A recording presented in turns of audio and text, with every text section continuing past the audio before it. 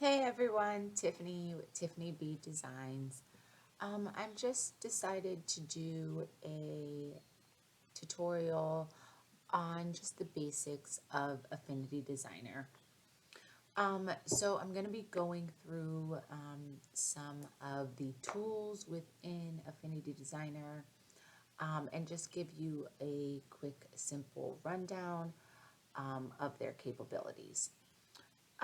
If you do want a more in-depth um, rundown of everything that is in Affinity Designer, the names of everything specifically, what the toolbars are specifically called.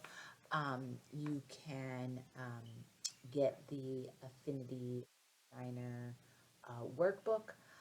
It does go through everything in a little bit more detail with regards to the brushes and things of that nature. But this is just going to be a quick overview of what the brushes and tools can do within Affinity Designer. Let's get started. So the first thing I'm just going to go over is that you can see up at the top, there is a toolbar, and then along the side there is another toolbar. So on the left hand side of the screen, you will see a list of all the tools that are available within Affinity Designer. And these are all tools that you can use. Now, these are the different personas that you can be in when inside Affinity Designer. You can be inside the designer persona, you can be inside the pixel persona, and then you can also be inside the expert persona. And then you also have a toolbar across the top. This is more of like a context toolbar. This toolbar, and then there is a toolbar below that changes every time you change your tool along the left hand side. So, and if you look to the bottom as well, you can see that Affinity Designer gives you little tips down on the bottom left hand side of your screen as to what you can do. Right now it says drag to marquee select, click an object to select it. Okay, so it's kind of giving me a little tip on what I can do. And then on the right side, you have all your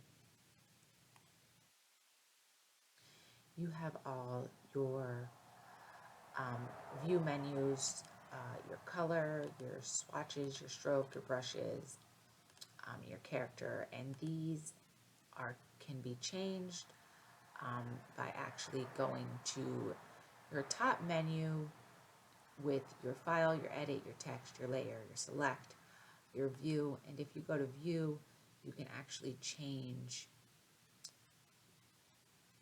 your studio view, and these are your studio menus. So you can change your studio by going to view, studio, and then just checking off a menu. You can see that my brush are now gone. So you can create your studio menu the way you like it and what you utilize most when you're using Affinity Designer. So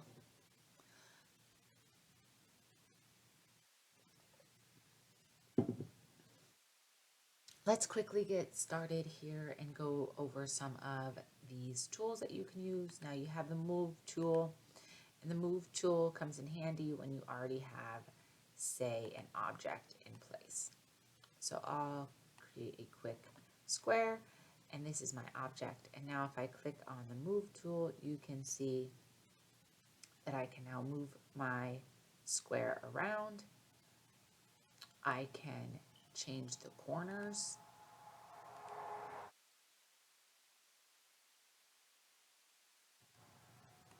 Okay, now this is the toolbar that I was speaking of that will change depending on which tool you are utilizing.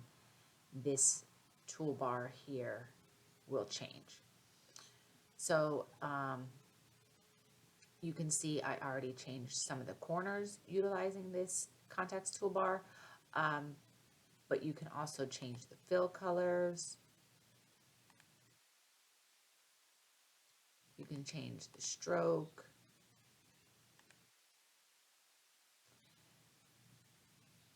You can change the width of the stroke.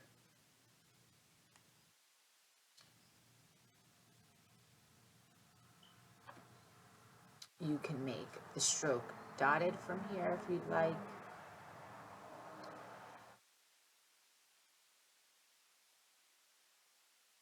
You can make it a single radius or an absolute sizes.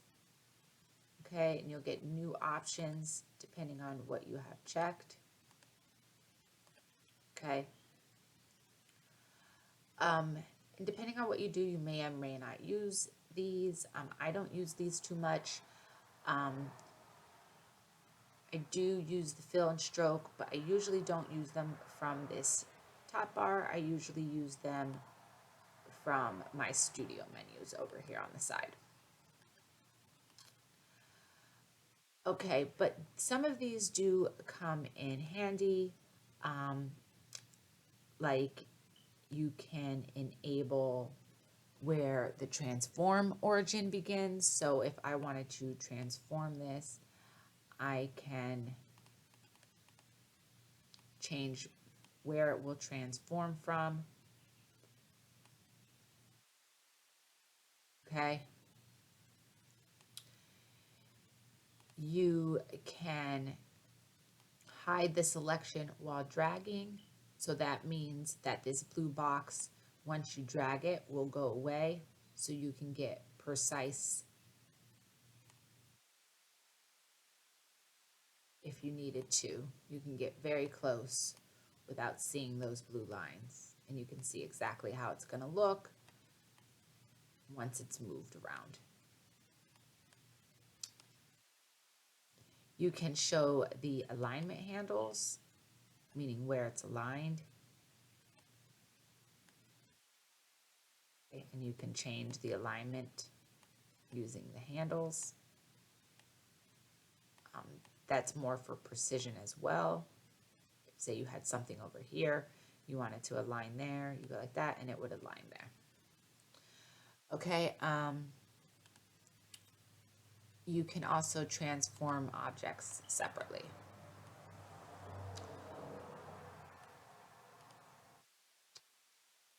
And then you can cycle selection box. Again, I don't use these too much, so I'm not sure exactly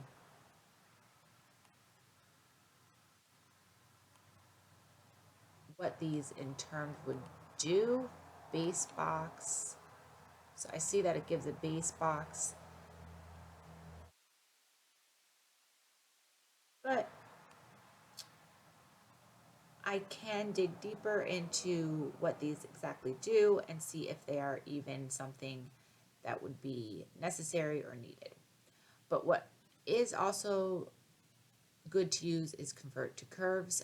This is nice if you wanted to convert this to a curve, and then you can work with individual nodes and change the shape more dramatically and things of that nature. And these are your alignment buttons. They will align your element, your shape, your layer to the center, to the left, to the right, to the top, to the middle, to the bottom. Okay. And then we have an artboard tool, and this is just if you want to create another artboard, you can create a second artboard. Then you can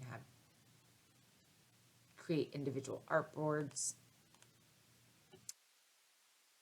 Again, this is the node tool, and let's convert this shape to a curve. And now you can see here that this shape turned into a curve. It says curve there. Now if we click the node tool, you can see here we have individual nodes. We can take those nodes individually and adjust them any way we'd like this.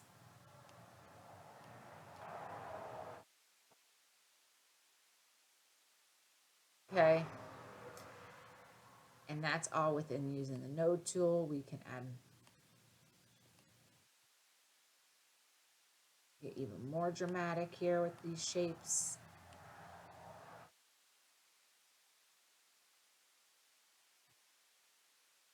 Okay.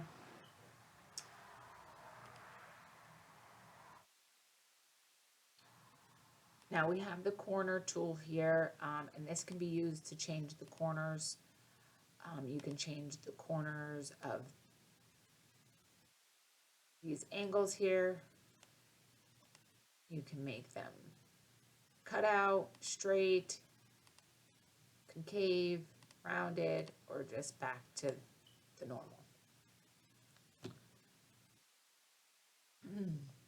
We have the contour tool.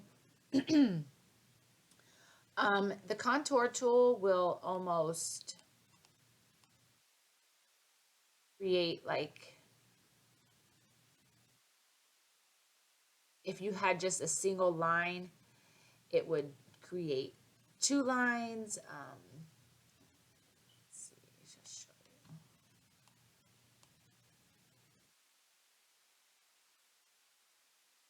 So see how we're taking almost and we're mirroring that one line with the contour tool.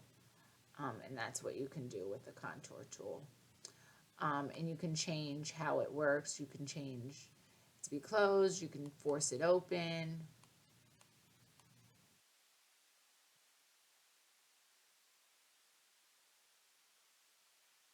You can force it closed.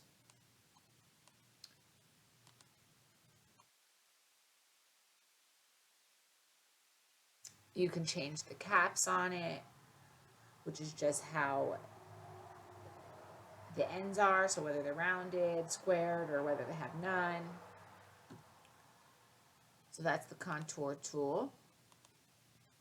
Then we have the pen tool, which the pen tool is nice just to create straight lines.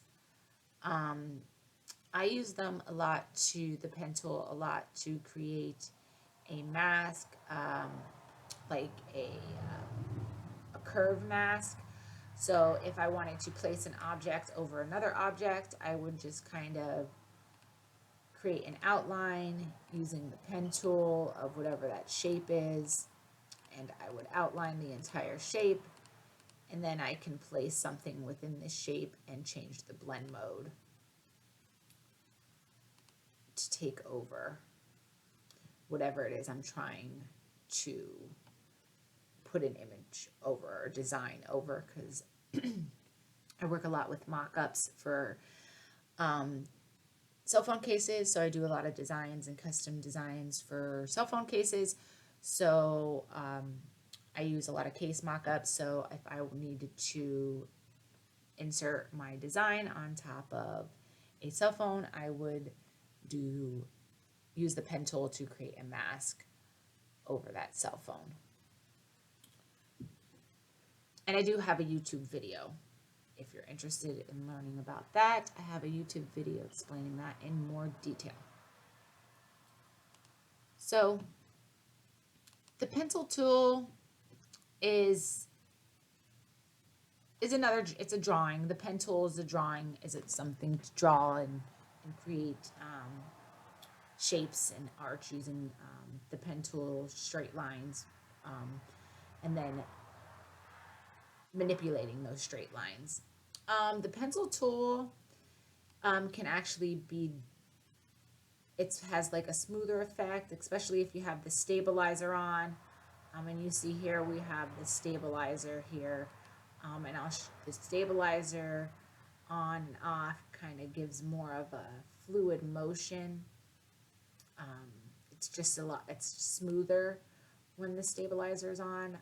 I like the stabilizer on more so than off, and I usually keep the length of the little string. I don't know if you can see, there's a little string coming off of that plus. It's like a blue pink string. I'll make it longer. You can probably see it better if it's longer. There you go. So that string, what kind of gives you the smooth effect.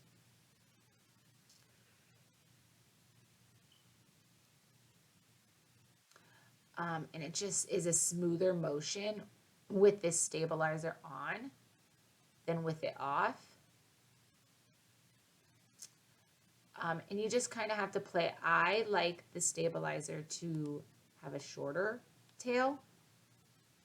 So I like to keep my stabilizer tail around 2.0, around 10. And that's usually because I'm drawing with more of a tool, a fine tip tool like this, more so than with my mouse. So again, you just have to find what works best for you. You can have your pressurizer on, so it creates pressure, and it can change if your brush has some pressure sensitivity. You can control the pressure and stuff with the controller. You can turn the sculpt on.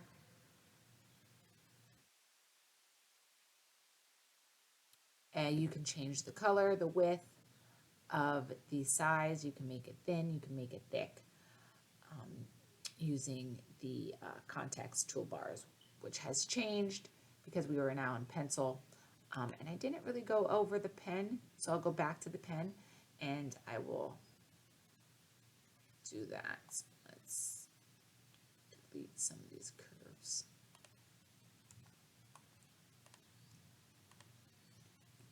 So I forgot about the context toolbar here with the pen tool. So when I was talking about manipulating with the pen tool, here you can just have it in line mode. You can have the different modes. You can have the stroke color, the fill color, the width, how big your stroke is, and then you can have your modes. So you can have you can have a pen mode, you can have the smart mode, and the smart mode kind of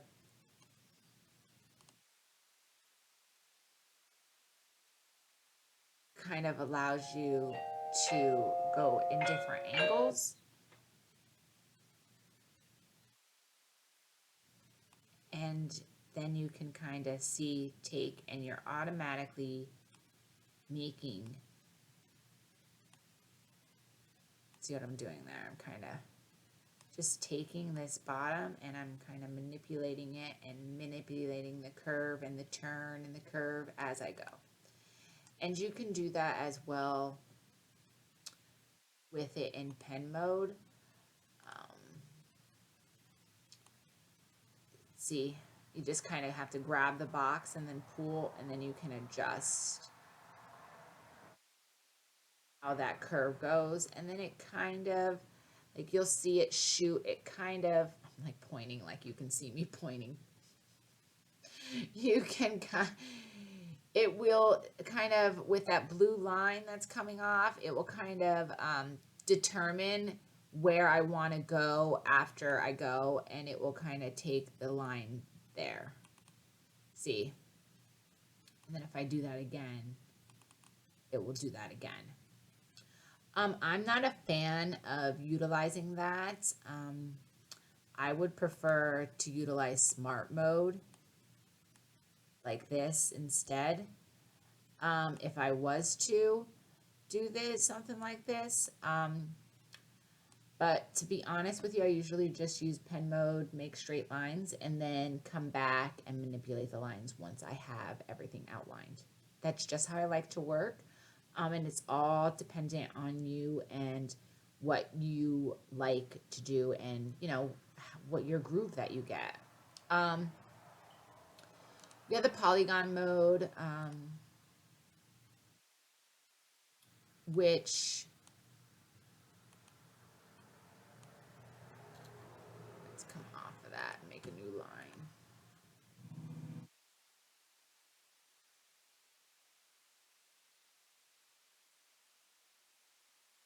In polygon mode, just see how it's not giving me a straight line. It's just easier to make more of a angled line if you needed to.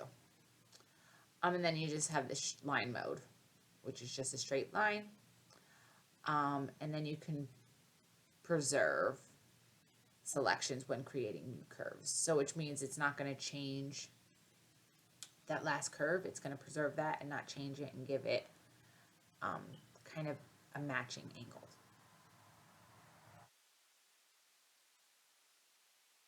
You can add curves to previous curves, and then you can have the rubber band mode, which is kind of,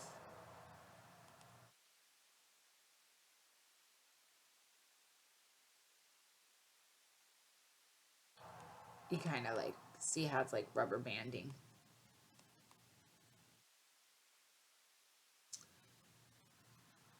And then you can convert it to a smooth. Um, Converting to smooth is good for when you're like doing more circular. Um, but one thing that I don't like about converting to smooth is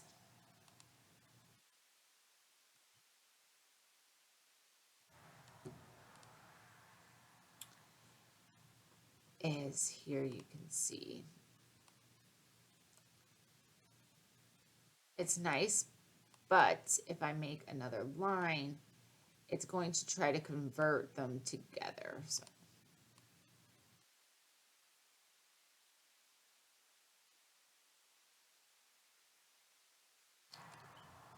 But it's nice because you can get nice angles. That looks like a tongue. But you can get that nice round curve when you do smooth.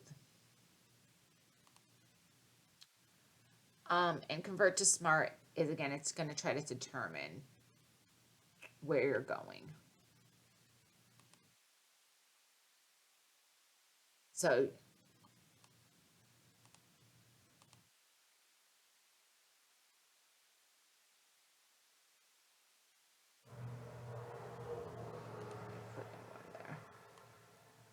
So see how it's manipulating both sides at the same time? Let me change the color so you can see.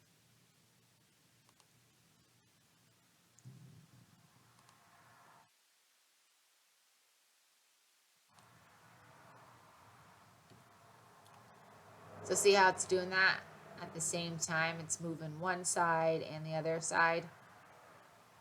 So that's one thing that I don't like about it, because you have to remember to hit Alt. So if you hit Alt, it won't do that so much.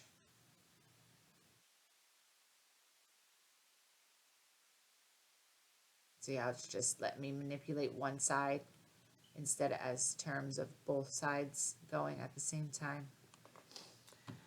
So that's what the Smart does. And then you can break the curve if you wanted, meaning that you can put a break in the curve and make it separate curves. See, so now it's 2.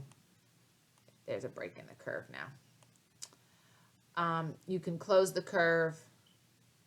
So I can select these 2, and then I can close the curve, and it'll put a line there to close the curve. You can also bring that to each other and then close the curve. You can create a smooth curve. This isn't available, but you can join curves, and then you can reverse the curve.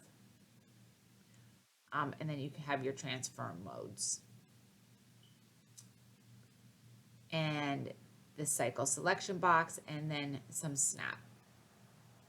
So you can align the nodes of selected curves. You can snap to geometry of selected curves. So this is just like snapping. So this is just helping with alignment and aligning to other objects if you needed to. So that's that. So we did the pen tool, we did the pencil tool, and now we'll go to the vector brush. Now the vector brush will work with your brushes, so you would have to pick a brush in order to work with your vector brush. So I'm just going to show you here. I'm going to pick an acrylic brush here. And again, the context toolbar has changed now that I'm in my vector brush. You do still have the stabilizing option, which I will show you. See how that does that? But with the stabilizer on, you get like a smoother effect, like not so jagged. So we have that. You can change the color, you can change the width, so you can make it thin, you can make it thick. And now it's a thin line. See how thin that line is now? You can change the opacity. You can change the pressure if you wanted it to get thick or thin. You can change that.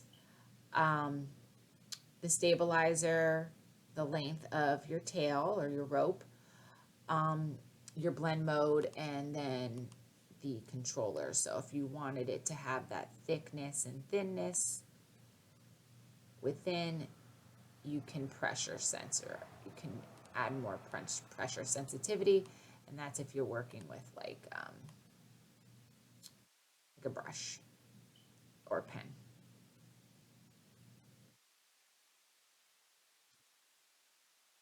Okay,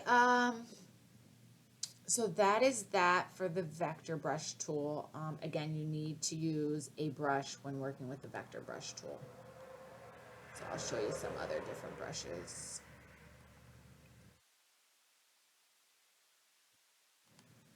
Here's an airbrush look. Oh, we didn't pick it. Let's pick it.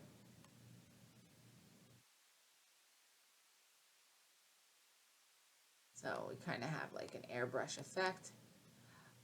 So with the vector brush tool, you don't really want to see how it stretches and it kind of changes the effect.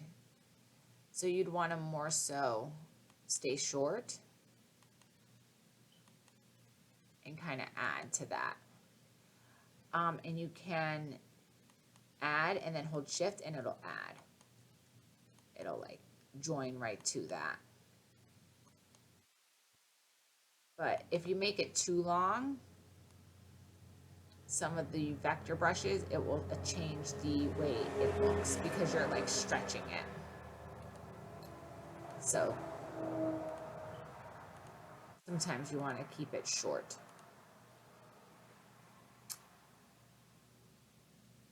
Okay.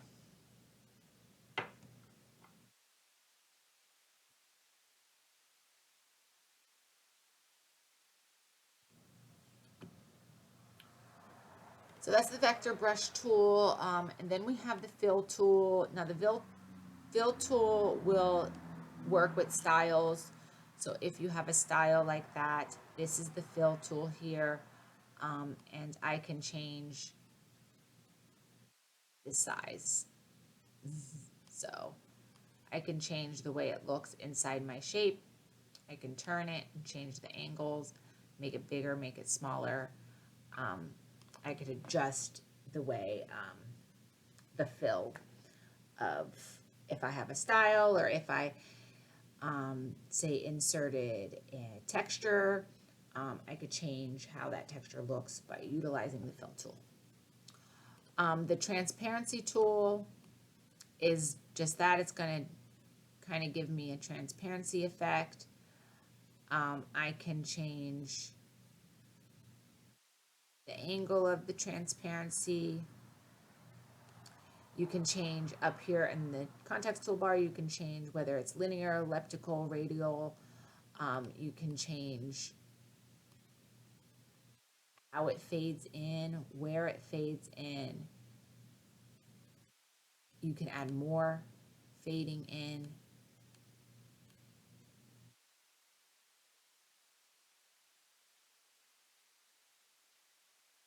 Okay, you can adjust with things, and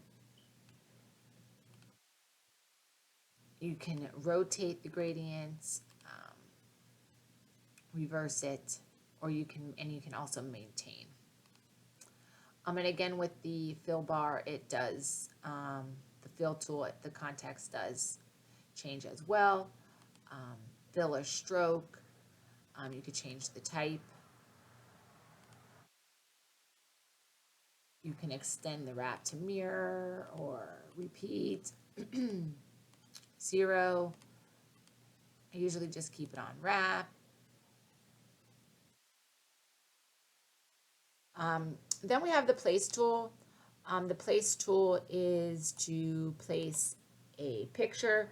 So you can place a picture within this artboard, and that would be utilizing the place tool. Then we have the vector crop tool, and that's to crop if you needed to crop. You can crop. And then we have our shapes. So we have the square, circle, the square with the rounded edges, and then we have our more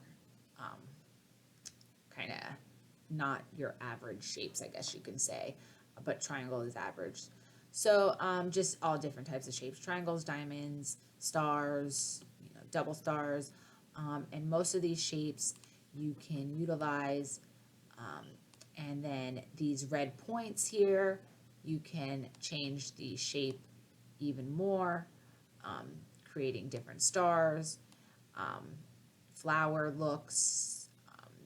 You can really, it really lets you get intricate here with the things that you can do. And that is with almost every shape. So let me pull up another one and show you.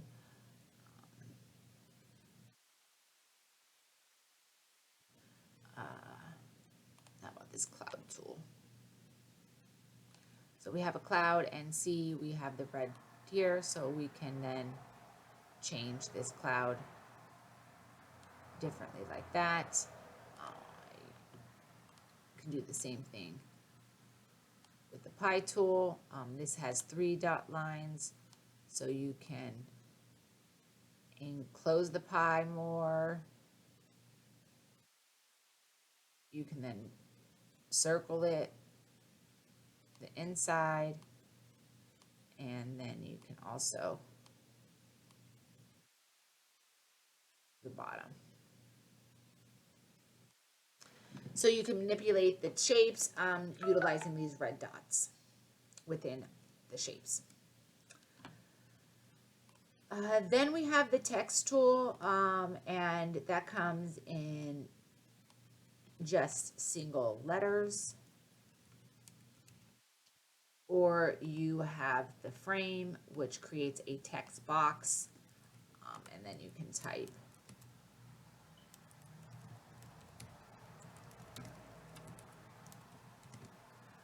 The text box is more so for if you're writing paragraphs, things of that nature. It just allows you to utilize, and then you can adjust the text as one within the box. You can also do some other things with the text box. You can text along an image and things of that nature. And again, your text toolbar, context toolbar changes. You can change the font. You can change whether it's bold, italic, the font size. the fill color, the font color, the style. You can change whether it's aligned center, to the left, justified. You can add numbers, you can add bullets, things of that nature. And then we have the color picker, so you can pick a color from anywhere on the menu, and you can see here it's changing the color of my text. We have the view tool, and this will move your artboard, just your artboard. So your artboard as a whole, it'll move your artboard around. And then we have the zoom tool, which will zoom in and out. And a lot of these,